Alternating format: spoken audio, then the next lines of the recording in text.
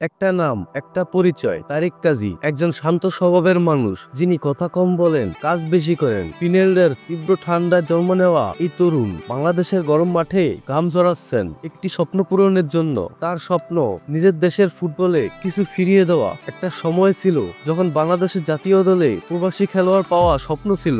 আজ সে স্বপ্নের প্রতিচ্ছবি হয়ে উঠেছেন এই ডিফেন্ডার। চলো চ্যানেলটা সাবস্ক্রাইব করে শুরু করা যাক। শৈশব। তারেক কাজীর জন্ম 6 অক্টোবর 2000 সালে ফিনল্যান্ডের তাম্বিরি শহরে। তার বাবা বাংলাদেশি, মায়ের বাড়ি ফিনল্যান্ডে। ছোটবেলা থেকেই দুই সংস্কৃতির মধ্যে বেড়ে উঠেছেন তিনি।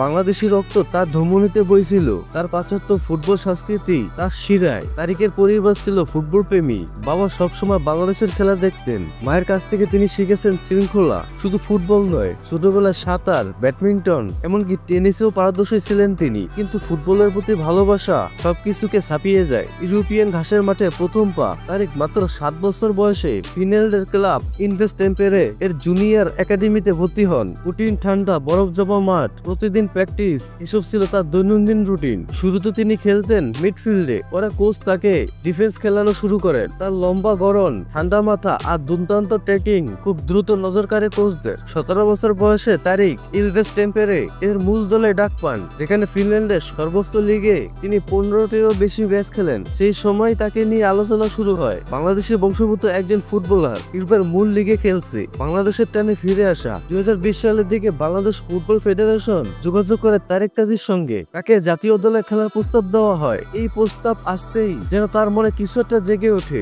শুধু পাসপোর্ট নয়, রক্ত আর অনুভবের টানে তিনি বলেন, আমি বাংলাদেশের হয়ে খেলতে চাই, আমি হৃদয়ে বাংলাদেশি। 2021 সালে বসুন্ধরা কিংসে যোগ দেন তিনি, আর সেখান থেকে শুরু হয় এক নতুন অধ্যায়।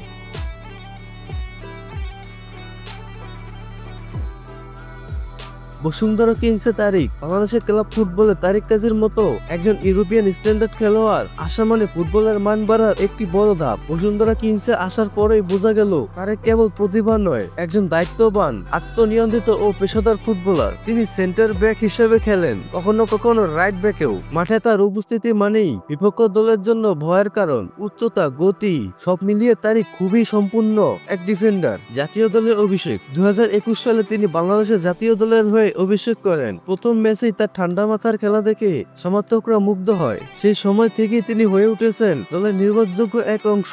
তারিকের খেলার মধ্যে রয়েছে ইউরোপীয় defensive discipline, technique, clearance, header, প্রতিটি ডিপার্টমেন্টেই তিনি দুর্দান্ত। তিনি কখনোই বাড়তি কিছু বলেন না, সব উত্তর দেন খেলার মাধ্যমে। লাইফস্টাইল ও বিলাসিতা। তারিক কাজীর লাইফস্টাইল খুবই মার্জিত কিন্তু যথেষ্ট স্টাইলিশ। ঢাকা বসুন্ধরা আবাসিক এলাকায় তার একটি বিলাসবহুল ফ্ল্যাট রয়েছে, মূল্য প্রায় 1.5 কোটি টাকা। গাড়ি চালান মাজদা CX-5 SUV, মূল্য প্রায় 40 থেকে 45 লাখ টাকা। ঘড়ি ব্যবহার করেন গার্মিরি স্মার্ট ওয়াচ আরগিরি, আর মাঝে মাঝে দেখা যায় সেকোর স্পোর্টস মডেল। ফ্যাশন পছন্দের ব্র্যান্ড অ্যাডিডাস, ইউনিক্লো, যারা সাদামাটা স্টাইলই তার পরিচয়। তবে তিনি কখনোই সামাজিক যোগাযোগ মাধ্যমে বিলাসিতা দেখিয়ে অহংকার করেন না। মাসিক আয় ও ব্র্যান্ড ভ্যালু। তারিক কাজী বর্তমান মাসিক আয় প্রায় 4 থেকে 5 লাখ টাকা। এর মধ্যে রয়েছে বসুন্ধরা কিংসের বেতন, ম্যাচ ফি, জাতীয় দলের ইনসেন্টিভ ও কিছু ব্র্যান্ড ডিল। তিনি বর্তমানে একাধিক স্পোর্টস, নিউট্রিশন কোম্পানি, জিম ও স্মার্টওয়্যার ব্র্যান্ডের অ্যাম্বাসিডর। ইউরোপিয়ান অভিজ্ঞতা থাকায় তার সোশ্যাল মিডিয়ার ভ্যালু দ্রুত বাড়ছে। তার বার্ষিক ইনকাম আনুমানিক 50 থেকে 60 লাখ টাকার মতো।